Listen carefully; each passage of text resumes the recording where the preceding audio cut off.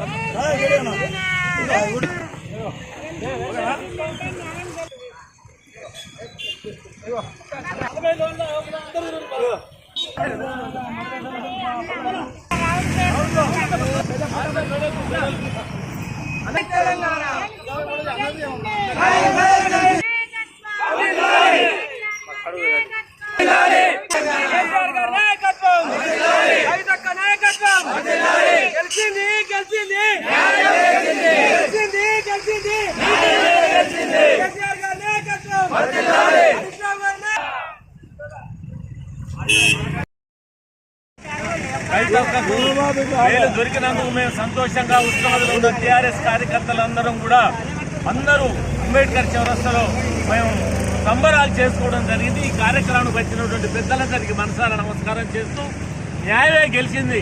ఎన్ని కుట్రపూరిత వేషాలేసి ఆమెను జైల్లో తోలాలని ఎంత ప్లాన్ చేసి దాన్ని తిరిగి తరిమి కొట్టి ప్రభుత్వం జడ్జి గారు కోర్టు న్యాయంగా న్యాయపాలన చేసి వారికి న్యాయమే జరిగేలాగా కవితకు ఈరోజు బెయిల్ దొరికిందని సంతోషంగా మేము తెలియజేస్తూ నమస్కరిస్తున్నాం.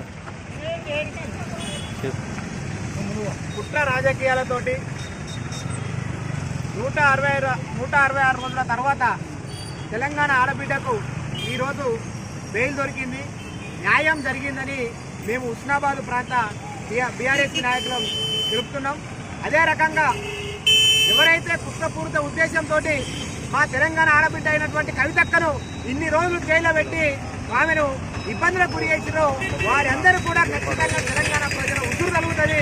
మా ప్రాంతం నుంచి ఒక ఆడబిడ్డను మేము ఈ విధంగా మేము చూసుకుంటాము, ఒక ఆడబిడ్డను కూడా మీరు ఆడబిడ్డను చూడకుండా కూడా కుట్రల రాజకీయాలతోటి జైల్లో పెట్టి ఇన్ని రోజులకు న్యాయం గెలిచిందని మేము హర్షం వ్యక్తం చేస్తున్నాం. జై కవితక్క. కల్వకుంట్ల కుటుంబం పైన కడిగిన ముత్యం లాంటి కల్వకుంట్ల కుటుంబం పైన ప్రతిపక్ష నాయకులు దాడి చేసి కవితక్కను గత 5 నెలల 15 రోజులుగా జైల్లో మగ్గించి పెట్టినా కూడా నీతి నిజాయితీ నా బిడ్డ కవితక్క కడిగిన ముత్యాలుగా బయటకు వస్తుందని కేసీఆర్ ఏనాడో చెప్పాడు. అదేవిధంగా ఈరోజు బయటికి రావడం జరిగింది. తెలంగాణ సంబంధించిన ఆడబిడ్డ కవితక్క ఉసురే కాకుండా తెలంగాణ ఆడబిడ్డలందరి ఉసురు కూడా మన ప్రతిపక్ష ప్రభుత్వాలకు తగులుతుంది.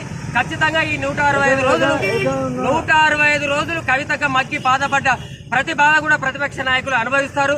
ఏ నాటికైనా నీతి నిజాయితీ గెలుస్తుంది అని చెప్పేసి ఈ రోజు కవితక్కకు సుప్రీంకోర్టు న్యాయస్థానం ఇచ్చిన తీర్పు మరోసారి రుజువు చేయడం జరిగింది. తెలంగాణ పక్షాన తెలంగాణ ప్రజలందరము చాలా సంబరంగా మేము సెలబ్రేట్ చేసుకోదలుచుకున్నాము. జై తెలంగాణ. టీఆర్ఎస్ పక్షాన మేము మహిళలు మాట్లాడేది ఏంటంటే కేసీఆర్ బిడ్డను జైల్లో వేసిండు ఇన్ని రోజులు. కేసీఆర్ బిడ్డ కడిగిన ముత్యంలాగా బయటకు వస్తుంది అన్నాడు. కేసీఆర్ చెప్పినట్టుగానే వచ్చింది. ఈ ప్రతిపక్ష నాయకులకు ఒక చెంపపెట్టులాగా న్యాయం జరిగింది. జై తెలంగాణ.